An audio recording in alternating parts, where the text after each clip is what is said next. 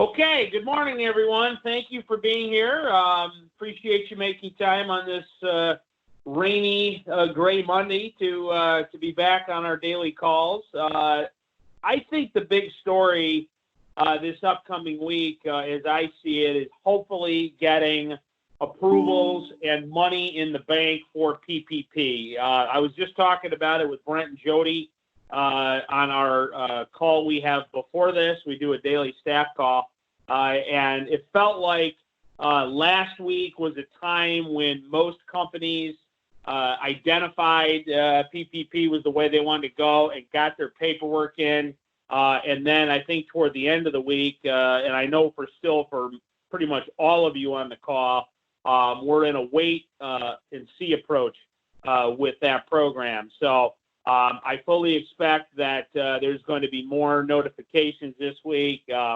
I do know one company locally informed me on Saturday that they had gotten their approval and they have signed their documents to get their money. That was the first that I had heard of. They had actually put it in about a week earlier, I believe the Saturday before, so it took about a week, and it sounds like those dollars will be in the account in the next couple days. And I actually just got a text from another individual, a little bit similar story. They got approval yesterday, and they are going to be funded by the end of the week, the 18th. So I'm going to be tracking that throughout this week. But hopefully, pretty much everybody is in the pipeline for the PPP program, and then hopefully you begin to receive approvals this week, and more importantly, the money. As we know, it's good to have the program, but you got to get the dollars, and so hopefully that will be happening this week. I will be sending out some emails, but please do stay in touch with me on any updates you have related to that. Because I want to make sure we're tracking it and, informed on what's happening. And certainly, if there are folks on the phone that have not pursued the PPP program but would like more information, please let me know. I did get more communication over the weekend from some additional folks regarding the real estate aspect of this. And that is something that I think is coming to light right now. Obviously, there's a big focus with these programs on keeping business, in place and keeping people on payroll. But real estate, in terms of rentals, owners of property, owners of housing establishments, apartment complexes, things like that, they're in a very, very tough spot, given the fact they really don't qualify for these programs because they're really not employee focused, they're real estate focused, but because of some of the provisions that allow people to not have to pay for a time, it really puts them in a pinch. So that's certainly something that I've heard loud and clear over the last few days. I am hoping that there might be some provisions possibly in a future stimulus package that might address that. The other program, too, this was talked about at the end of last week, the EIDL, the disaster loan program. Just a reminder, they have tightened the belt on that. This is the one that would be a direct application for a loan through the Small Business Administration. Originally, this was available up to $2 million, and they had to tighten it. For whatever reason, they've apparently not in Washington given it the necessary appropriation like the PPP program. So it sounds to me like they just don't have enough right now, and the demand is so high that they have scaled that back to $15,000. Now, the other caveat, and this was brought up last week, we've learned a little bit more information.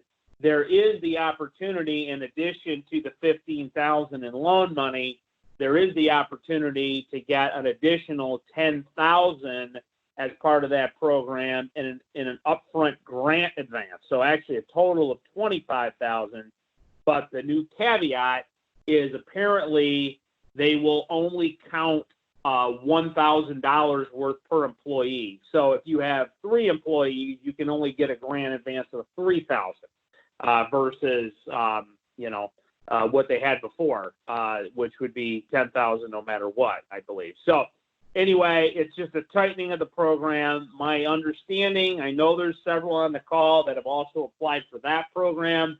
My understanding is that those that had already got into the system, I believe their request will be honored. I can't guarantee that, but I believe it would only be for the new applicants. Those restrictions would be made. But once again, I have not heard from anybody that has got any type of loan approval for the disaster recovery loan either. So please do stay in touch with us on that. We want to be able to monitor that. And part of the reason we want to monitor it, everybody, it is to, have an understanding what's going on, but it's also for us to be able to convey that information to our congressman's office and our senator's offices. They have requested that we give them feedback on these programs. So by all of you telling us what you're hearing and what your experiences are, that allows us to go back to them and then hopefully be able to do something about it in terms of either modifying programs or adding dollars, things like that. So that's why we're keeping track of this pretty closely. I want to turn it over. Jody, you've got a couple of things that you want to update the group on. I do. Can you hear me? Yes. Okay. So I know some of you have been waiting to be able to apply because you're self-employed or 1099 contractors. You are able to apply for unemployment as of today. If you go to the Michigan.gov website, you should be able to see the schedule. They want you to still follow the schedule for filing A to L Monday and Wednesdays, M to Z on Tuesdays and Thursdays, Fridays and Saturdays if you miss your days. So there are several different things that I know people are going to have questions on.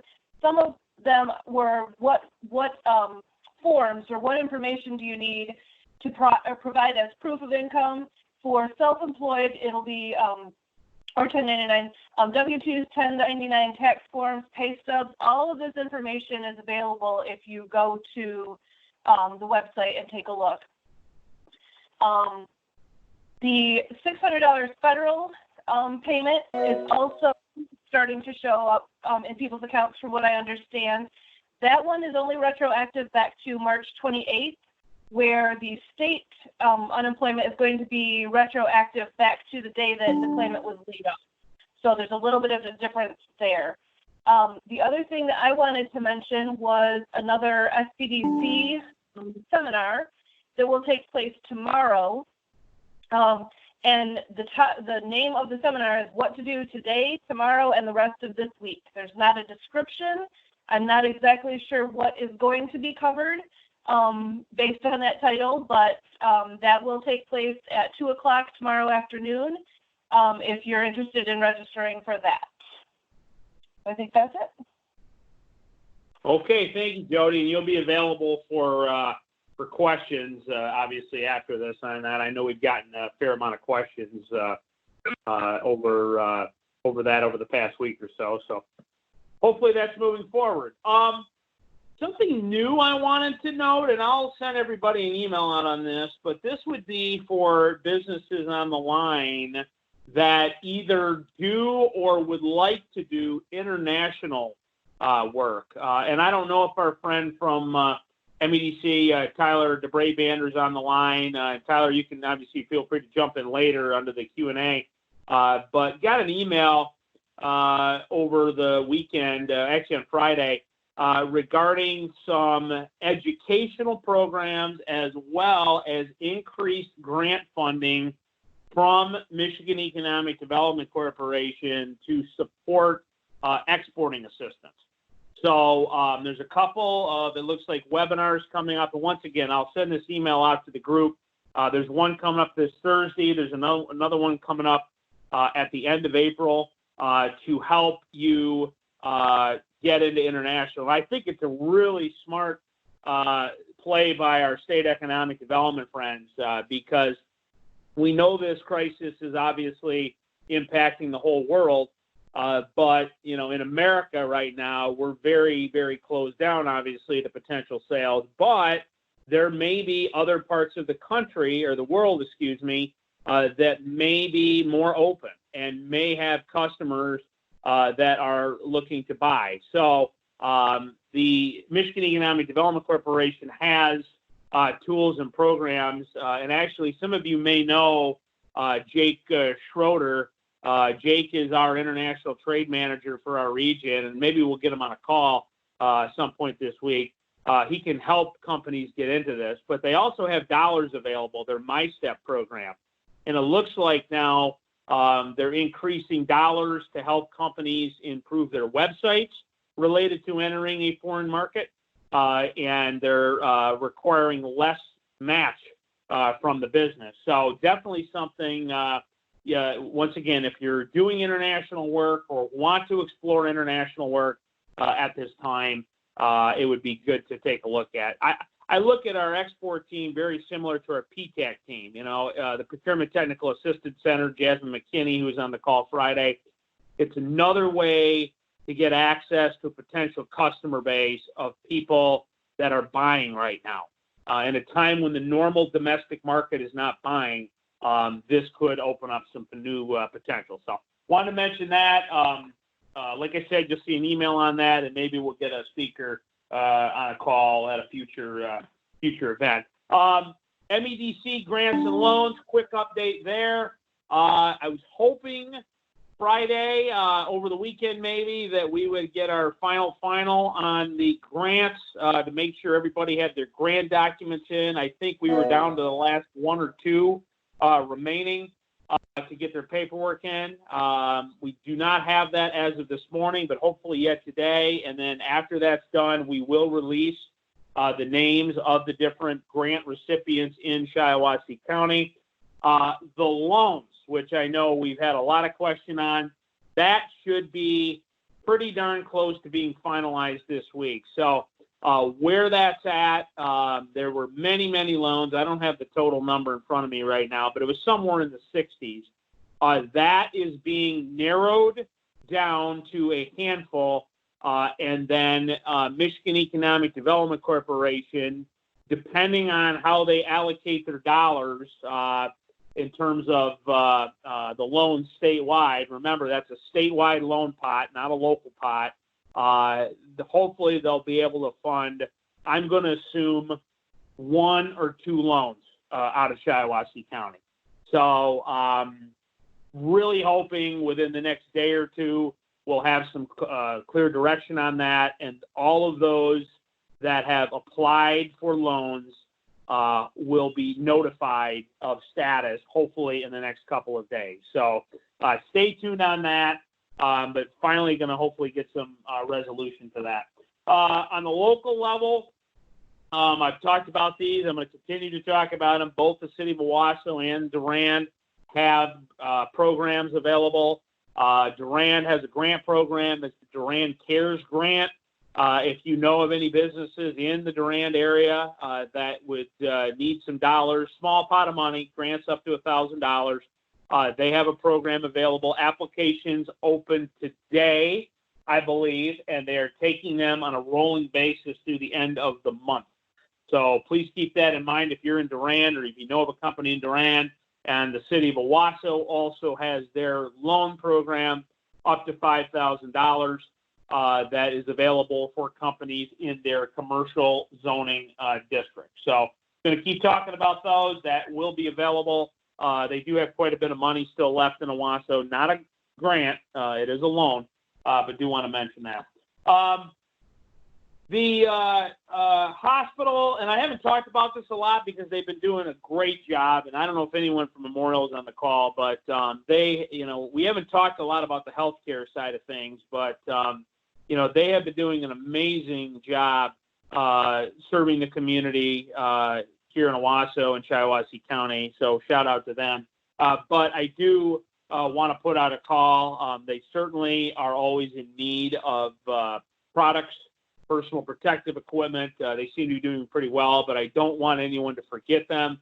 That masks, gowns, different other equipment. If you have anything, I know some of you have actually been talking to the hospital about supplying equipment, but I just want to continue to put that call out there. And then the other one that was talked about last week, and we probably could get them on a call maybe at some point this week too, is the PPE for all of the other healthcare providers in Shiawassee County, the assisted livings, the home healthcare businesses. I know we have a few that are on the call regularly for that. There is a group that has formed to be able to serve that community in getting access to this PPE. So just want to keep putting on a call for them. If you're able to either donate or if you have access to product that you're able to sell, we definitely would love to get you in touch with them. And then the last couple of things, this is actually something I want to talk a little bit more with our chamber friends about, and I know we usually have a few on the call, but I just want to mention it because I did some social media posts last week. Ways to be able to help our local small businesses. So one that got started last week, thanks to our friends at Josh's Frogs, Josh Willard. Now that the checks are starting to come in, or hopefully starting to come in for things like unemployment and stimulus, is there an opportunity to have our small businesses offer things like electronic gift certificates? So obviously, a lot of our small businesses are closed right now. They're not able to have any type of traffic, even takeout, like restaurants. But is there ways to be able to get dollars in the hands of those companies to keep them afloat? And the idea would be to have an electronic gift certificate program so people could do that. So I know the chamber is doing some work on that, and if there is anybody from the chamber, feel free to jump in the Q&A. But I wanted everybody to be aware of that.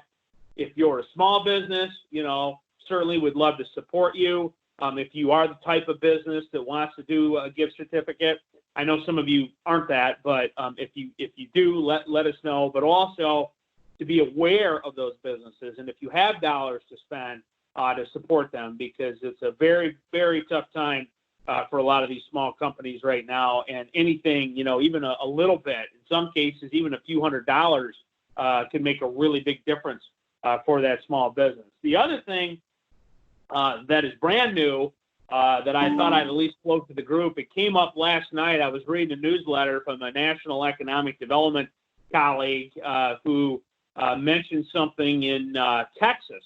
And I don't know if this is feasible or not, but I thought I'd at least throw it out to the group because I thought it was great. We know that our restaurants are getting hammered.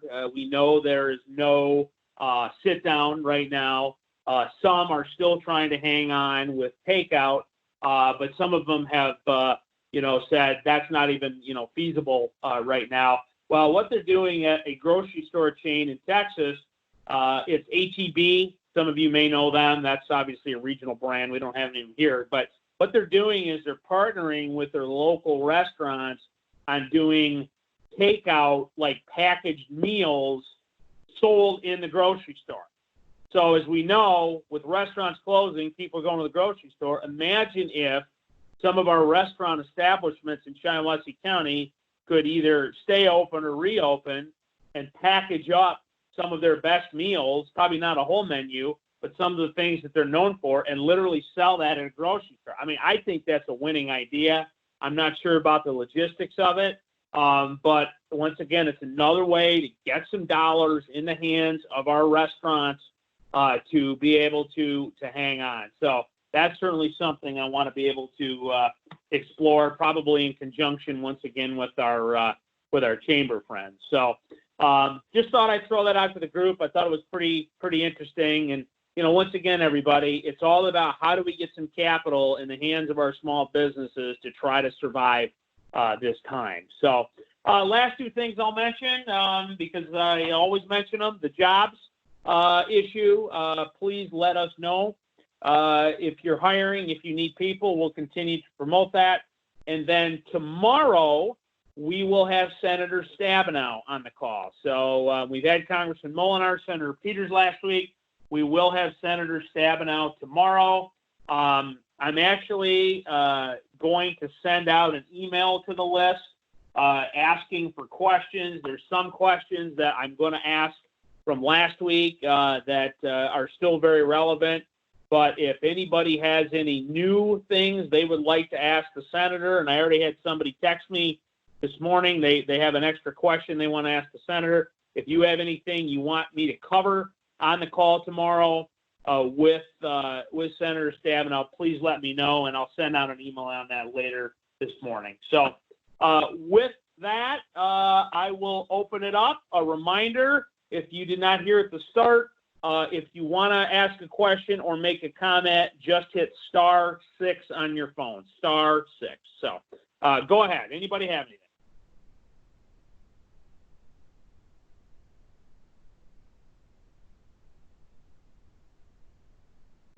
Hey, Justin, Don Levi. Yeah, Don. I'm aware of a couple businesses that have received letters, from Chemical Bank stating that they've got the application and it's in process type thing, actually with a follow-up letter, but no approval. When you say that there have been approvals, are they actually approvals, or are they just acknowledging they're in process? Actual approvals, Don, with loan documentation signed. Okay. Yep, actual approval. So that's why I hope, knock on wood, I hope this week, last week was sort of a rolling apply for funds.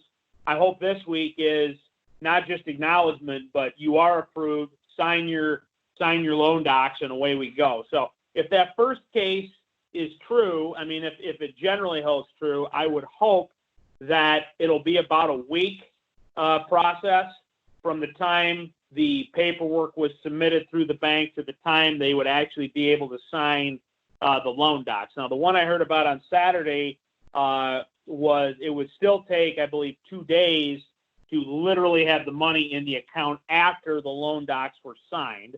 But that's progress. So hopefully businesses on the phone that submitted their paperwork last week will hear something this week. So, but please, as you guys have updates, please share them on the call, what you're hearing, or shoot me an email. Because as I said, we want to track this not only for knowledge, but we want to be able to give feedback to the federal officials too. Other comments or questions?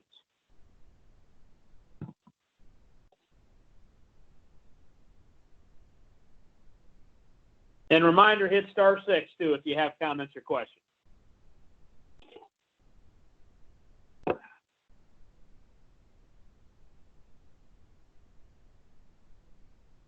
Anybody else? Hey, Justin, it's Bob at Michigan Iron. Hey, Bob. We signed our loan docs yesterday. We had turned them in last Saturday, so it took about a week for the documents to come in for signature.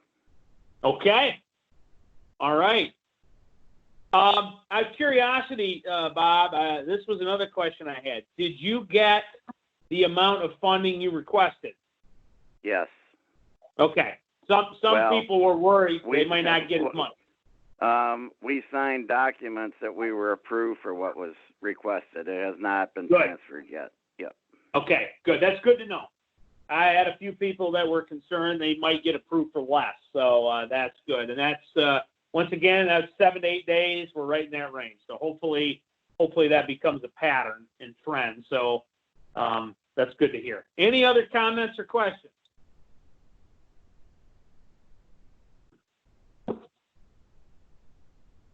Anybody else? *6 too. I had that happen a couple times last week. People were like, "I'm saying something, they can't hear me." So yeah, *6 is the thing you want to hit. So anybody else? One last call. Okay. Well, everybody, thank you. A reminder: Senator Stabenow tomorrow. So I'm sure we'll have a good turnout. And as always, call me or email me if you need anything. Thank you. Thanks.